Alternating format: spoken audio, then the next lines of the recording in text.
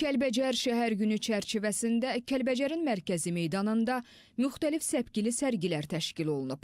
Qonaqlara sərgilər haqqında ətraflı məlumat verilib. Qeyd edilib ki, Fotoqraflar Birliyinin təşkil etdiyi Kəlbəcər Obyektivdən Tarixi adlı fotosərgidə qurumun üzvü olan fotoqrafların Kəlbəcərə həsr edilən əsərləri yer alıb.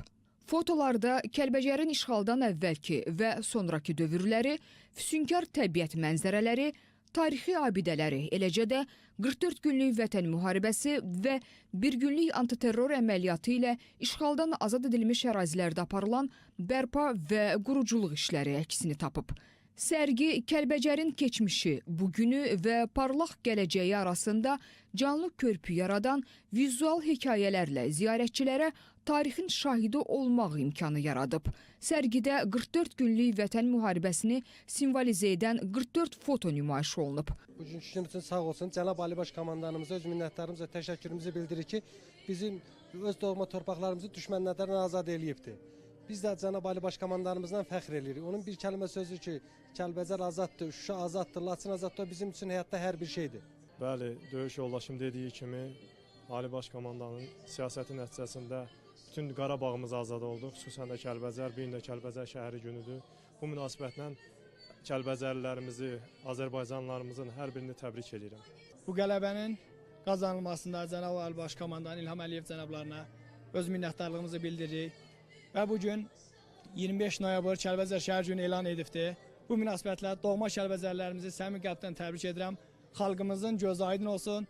Bu gözəl gündə, Kəlbəcərin bu xoş günündə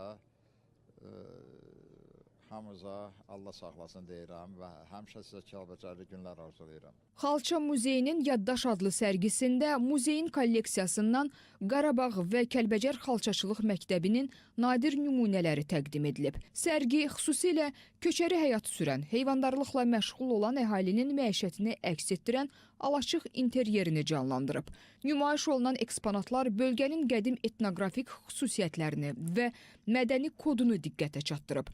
Kəlbəcərin palitrası, rəssamlardan boylanan Zənginlik adlı sərgidə Mədəniyyət Nazirliyinin təşəbbüsü ilə yerli rəssamların Kəlbəcərə təşkil edilmiş səfərləri zamanı ərsəyə gətirilən əl işləri nümayiş olunub. Rəsmlərdə Kəlbəcərin əsrarəngiz təbiəti, qədim tarixi, azad günləri və qələbə ruhu rənglərin dili ilə ifadə edilib.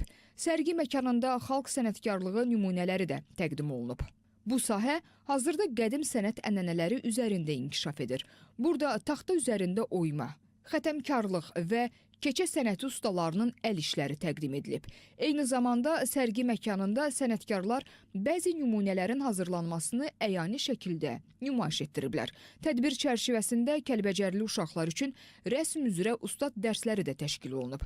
İştirakçılar Kəlbəcərin ecazkar mənzərələrini katan üzərinə köçürüblər. Peşəkar rəssamlar sənətin sirlərini onlarla bölüşüb öz tövsiyələrini veriblər. Gün ərzində təqdim olunan tamaşa və sərgilərin ardınca incəsənət xadimlərinin iştirakı ilə musiqi kompozisiyası nümayiş edilib. Artıq biz 5 illiyimizi qeyd edirik. Bugünkü günləri bizlərə bəxş edən şəhidlərimizə Allahdan qəni-qəni rəhmət diləyirik. Qazi veteranlarımıza Allahdan şəfa diləyirik. Müzəffər Ali Baş Komandanımıza Allah qorusun və Mədəniyyət və Turizm Nazirliyinin birgə təşkil etdiyi, burada bizim gözəl səhnəciklərimiz yer alıbdır və səhnəmiz yer alıbdır və burada bizim musiqiçilərimiz ifa edəcək və bir digər musiqiçi dostlarımız, sənətkarlarımız ifa edəcək və Kəlbəcərimizin xüsusi olaraq nümayəndəliyinə Bəşir müəllimə təşəkkürümü bildirirəm. Proqramda təqdim olunan bəstəkar və xalq eləcə də aşıq mahnıları gecəyə xüsusi rəng qatıb. Konsertin yekununda qələbənin simvolu kimi Kəlbəcər dağlarının zirvəsində 3 tonqal qalanıb və atəşfəşanlıq nümayiş olunub.